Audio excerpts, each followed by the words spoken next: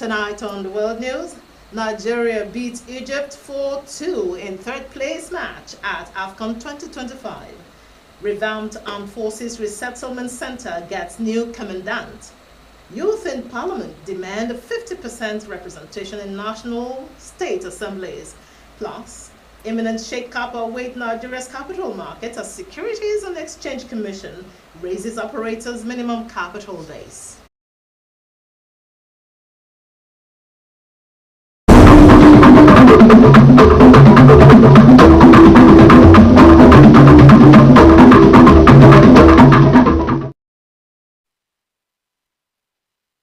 Welcome to the news.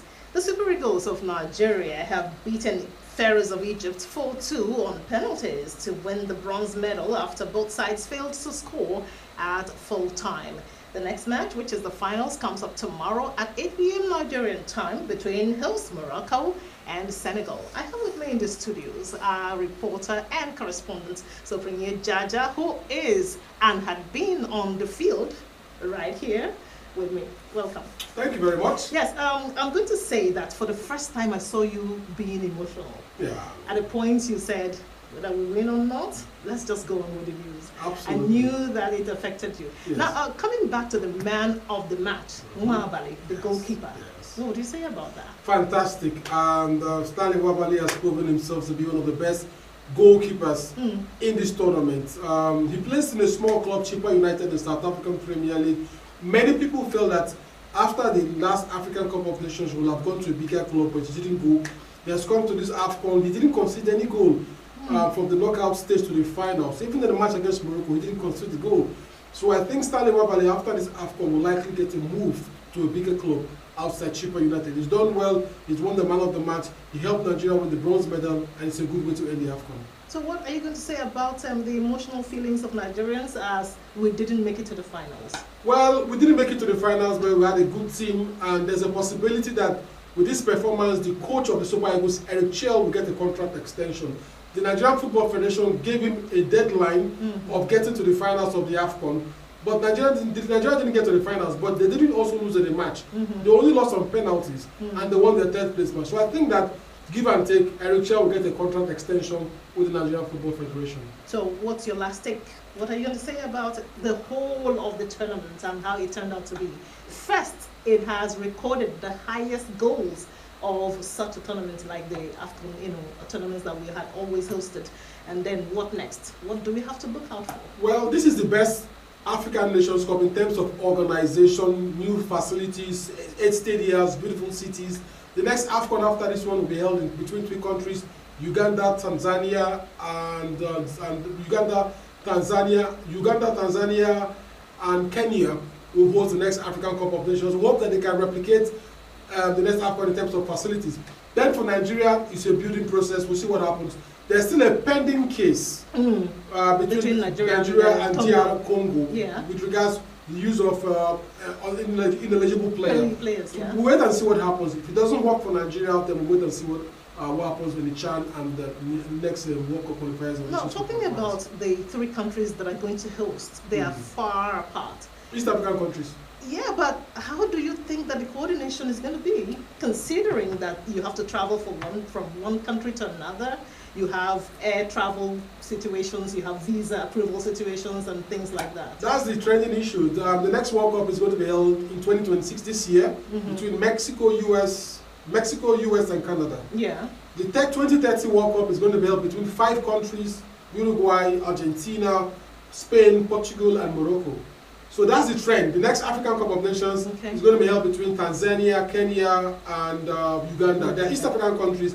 They have a border control system. That shouldn't be a problem. Visas for between East African countries are open. Accurate, first-hand, entertaining, balanced analysis. Rstv, Channel 22 Port Harcourt.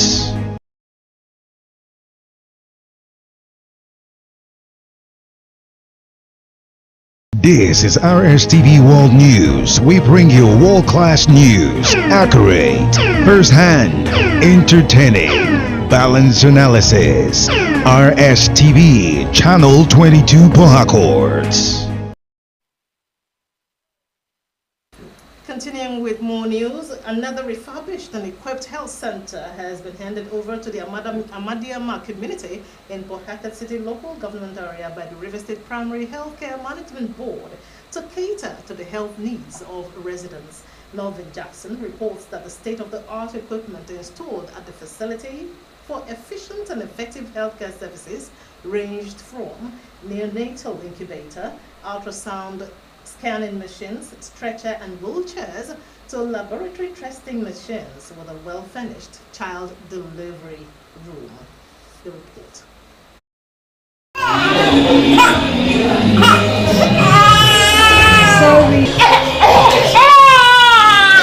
Those were cries of babies immunized at the revitalized Model Primary Healthcare Center, Amadiama, in Port Harcourt City local government area. Speaking at the event, River State Commissioner for Health, Dr. Adeze Ore, re-echoed the governor's commitment to providing quality health care service in the state, noting that provision of quality health care remains a top priority of the present administration. Dr. Ore added that the state government will continue to partner the River State Primary Healthcare Management Board to provide health care to the people of the state, and charged the workers and the people of Amadiama community to protect the facility with all sense of responsibility, noting that the facility as a Type 3 facility has a Type 2 medical equipment which makes it comfortable and affordable to all. Giving responsibilities to community level committees, then that should be the way to go to ensure focus and direct engagement over the facilities. A lot of resources have been invested in primary healthcare, and it is our responsibility to make sure that the return on investment is seen in the health and the well-being, the lives of our people of the various communities. In their various speeches, Chairman of River State Primary Healthcare Management Board, Dr. Dawari George, and the Executive Secretary, Dr. Chituro Adele, emphasized the need for the ownership of the facility by community, noting that without community participation, the purpose will be defeated. Beyond safety, can you also put an eye on what our staff is doing here, to be directly involved in what is happening on daily basis? And that's why I want to propose that we should have a quarterly community engagement forum where the CDC, the traditional rulers, the women leader, the youth leader, and all these people with our staff sit down to evaluate and see what has happened within the past 3 months, to see whether there are areas that they can also make input. We decided also to showcase it and to let the community know that the facility is back to life with the 2-day medical outreach.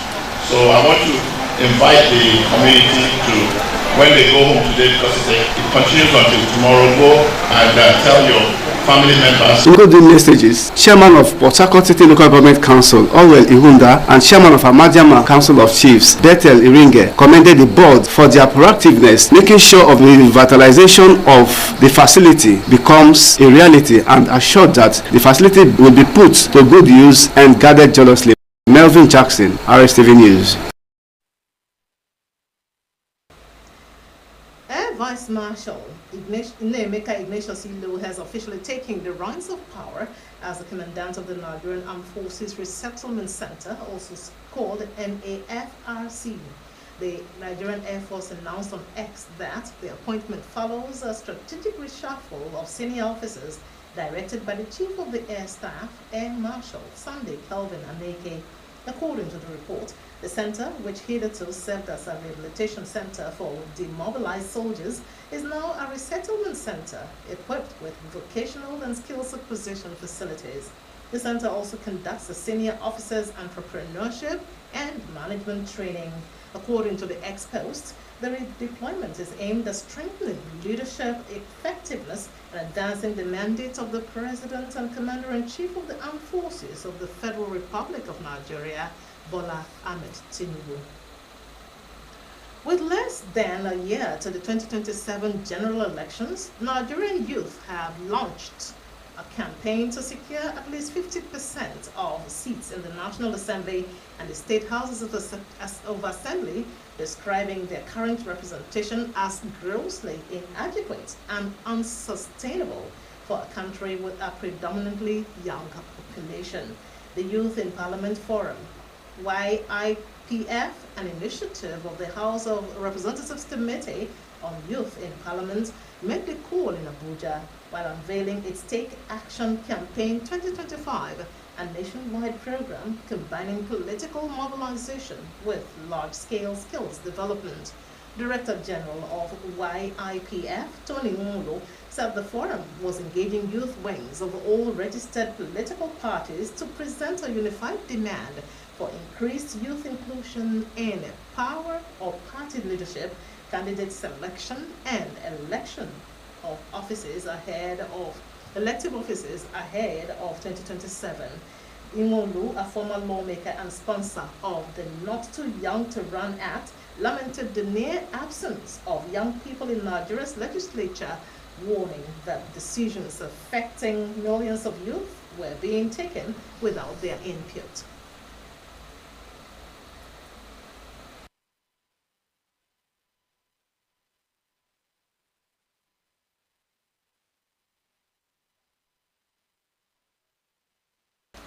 Nigeria's capital market is set for a major shake-up as the Securities and Exchange Commission's decision to substantially raise the minimum capital base for operators across nearly all segments of the industry. In a new regulatory framework released on 16 January 2026, the Commission replaced the existing capital regime and granted operators an 18-month transition period with full compliance expected by 30 June 2027. The Securities and Exchange Commission said the revised requirements are designed to build a stronger and more resilient market, protect investors, and curb the activities of weakly capitalized firms, while aligning operators' capital levels with the risks associated with modern financial activities. The new rules affect a wide range of market participants, including stockbrokers, dealers, fund managers, issuing houses, fintech companies, digital asset operators, and market infrastructure providers. Under the revised thresholds, stockbrokers are now required to maintain 600 million naira in minimum capital, triple the previous 200 million naira, while dealers must hold 1 billion naira, up from the previous 100 million naira. River State is the treasure base of the nation. Let's build and take it to greater heights. It is a task we must accomplish. We're live on Facebook and YouTube at Rstv Online. Just click and subscribe so you get notifications when we are live. Coming up, Trump slams 10% tariff on goods from some European countries from 1 February. And in sports, Nigerian Brittany sets new record in women's 500 meters at Gotham 2026. These and other details are coming when we come back. Stay with us. There is something about this God. Activating the unexplainable love of God. Greater love had no man than this. Better love than no man, That a man laid down his life for his friend. You see, when God loves you, he fights your unseen battles. You are sleeping, you don't even know what is happening, but he's there fighting your battles for you. You are sitting in your house, he will raise a voice somewhere to be campaigning for you. Today, every storm in your life shall become still. The best way to find true love is to find God. Remember, God never sends you into a situation alone. He goes before you, he stands beside you, he walks behind you, he's always with you. All those that rejected you, as the Lord liveth, they must surely bow before you. When you have nothing left but God, you will discover that God is enough. God knows how long you have waited. Every second will be worth at the end. So it doesn't matter how the devil have damaged your life now. Don't worry. God is about to remold you, repackage you, redesign you, and beautify you.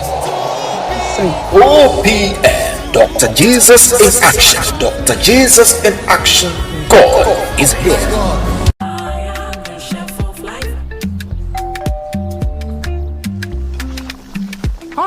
Mr. Chef, it's a 2-finger crush. Pass me the chicken and all purpose. With Mr. Chef, a simple crush turns meals into culture and moments into memories.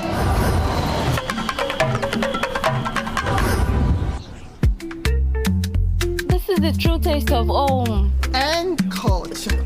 Chef of life. This is RSTV World News. We bring you world-class news, accurate, first-hand, entertaining, balanced analysis. RSTV, Channel 22 Port Harcourt. Time now for more news. Ugandan President Yoweri Museveni has been declared the winner of Thursday's election, extending his 4 decades in power by another 5 years. He gained Ugandan President Yoweri Museveni. The Election Commission announced against 25% for his closest challenger, Bobby Wine, who has condemned what he described as fake results and ballot stuffing. Wine has not provided any details, and the authorities have not responded to his allegations, but African Union election observers said they saw no evidence of ballot stuffing. Wine has called for non-violent protests. Museveni, 81, came first to power as a rebel leader in 1986, but since then has won 7 elections.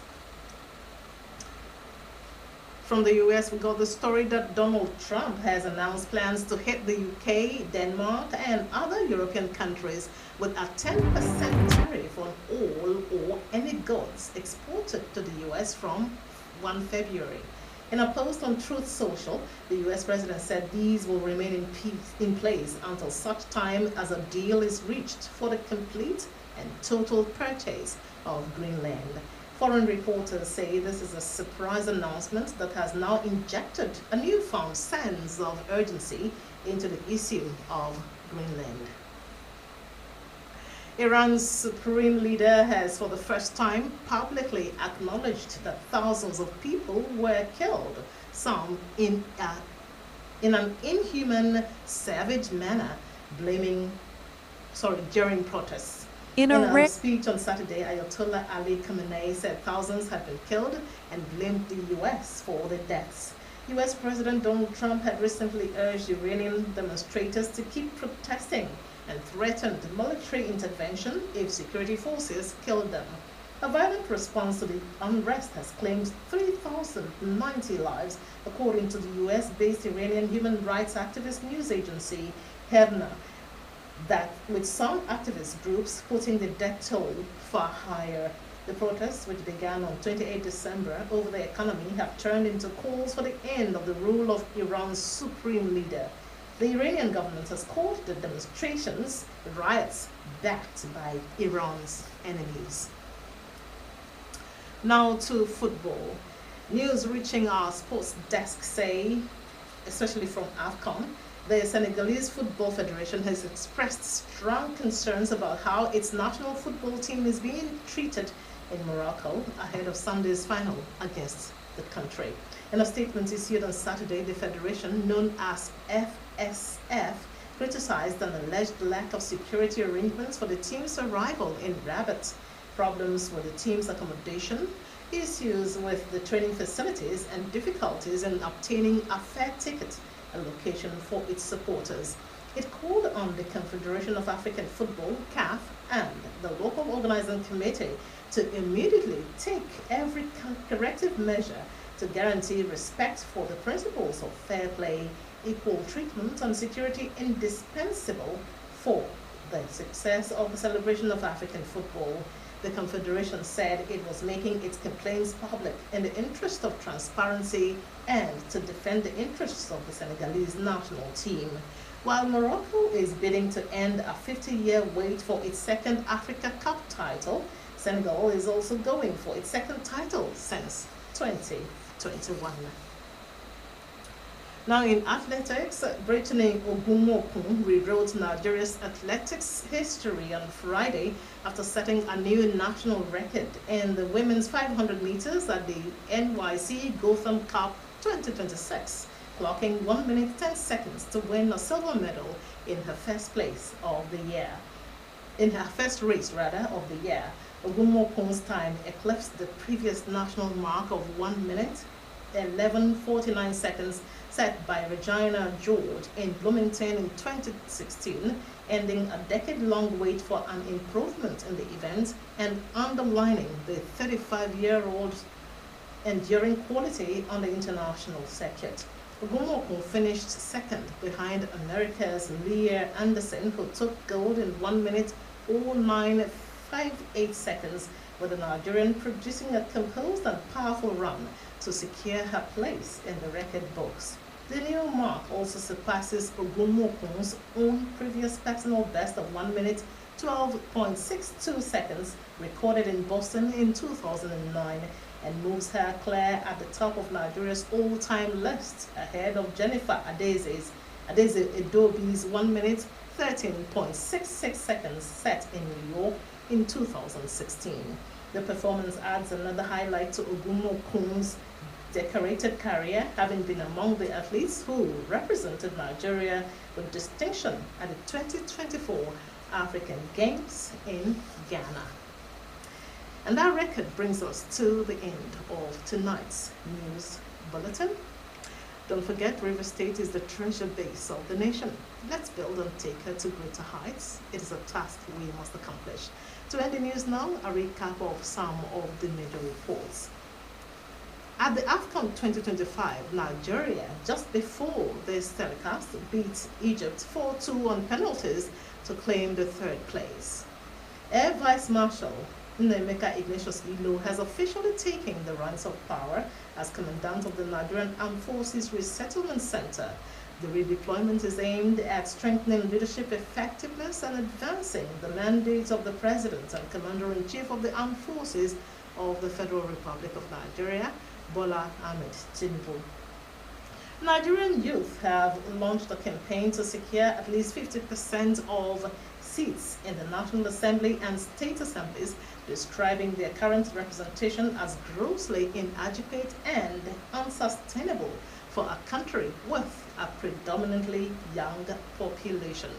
We'd also told you that Nigeria's capital market is set for a major shakeup as at the Security and Exchange Commission's decision to substantially raise the minimum capital base for operators across nearly all segments of the industry. And that's it for tonight. Thank you for being there. Bye-bye.